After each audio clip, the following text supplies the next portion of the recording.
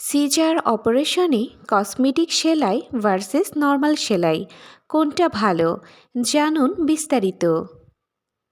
আজকের ভিডিওতে আমরা আলোচনা করব সিজারিয়ান ডেলিভারিতে কসমেটিক সেলাই এবং নর্মাল সেলাইয়ের মধ্যে পার্থক্য, কোনটা নিরাপদ এবং কোন পরিস্থিতিতে কোনটা বেছে নেওয়া উচিত।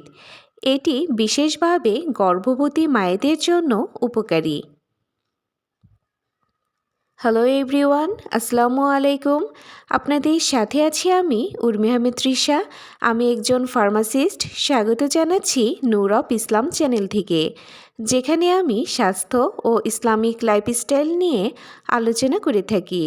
চলুন আর কথা না বাড়িয়ে শুরু করা যাক। প্রথমেই আলোচনা করব সিজারিয়ান ডেলিভারি সংক্ষেপে। সিজারিয়ান ডেলিভারি হলো অপারেশন পদ্ধতিতে শিশুকে প্রসব করানো। সাধারণত নিম্ন অবডোমিনাল ইনসেশন করা হয়। সেলাই প্রয়োগ করা হয় ক্ষত বন্ধ করার জন্য। এবার আলোচনা করব কসমেটিক সেলাই কী। কসমেটিক সেলাই হলো খুবই সূক্ষ্ম, পাতলা এবং সুন্দর সেলাই। লক্ষ্য: দাগ কম দেখানো।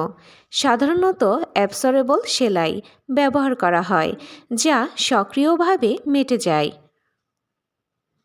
বৈশিষ্ট্য: দাগ প্রায় চোখে দেখা যায় না, দ্রুত সুস্থ হয়।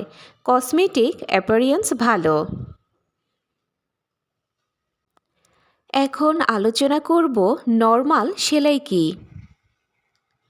নর্মাল সেলাই হলো সাধারণভাবে শক্ত ও স্থায়ী সেলাই।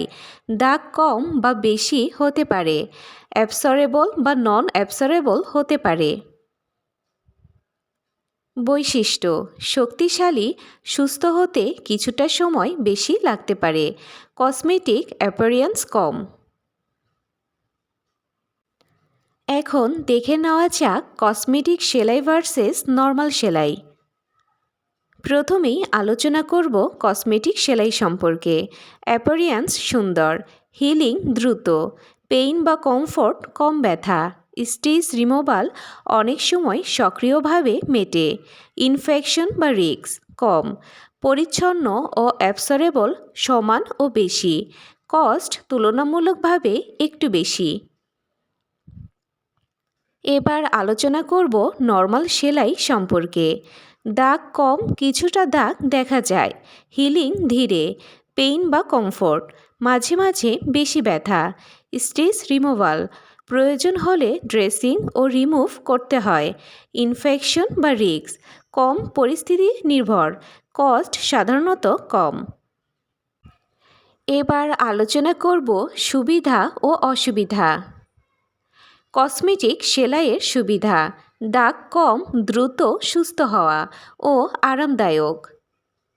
অসুবিধা: খরচ বেশি, সব হাসপাতালে পাওয়া যায় না। নর্মাল সেলাইয়ের সুবিধা: সহজে পাওয়া যায়, তুলনামূলক সস্তা ও শক্তিশালী সেলাই। অসুবিধা: দাগ বেশি হতে পারে, কসমেটিক্স অ্যাপিয়ারেন্স কম। এবার আলোচনা করব বয়সভেদে বা পরিস্থিতি অনুযায়ী কোনটি বেছে নেবেন।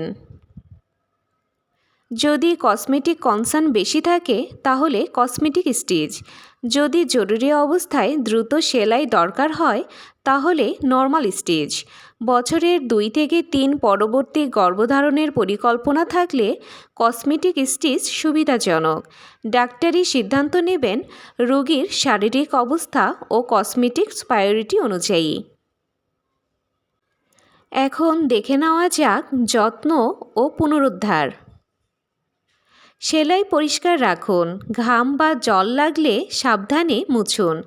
ডাক্তারি পরামর্শ অনুযায়ী অয়েন্টমেন্ট বা ক্রিম ব্যবহার করুন। খুব চাপযুক্ত কাজ বা ভারী উত্তোলন এড়ান।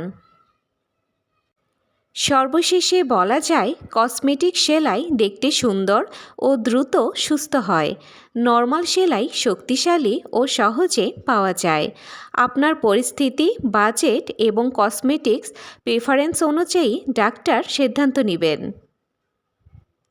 ভিডিওটি উপকারী মনে হলে একটা লাইক দিন।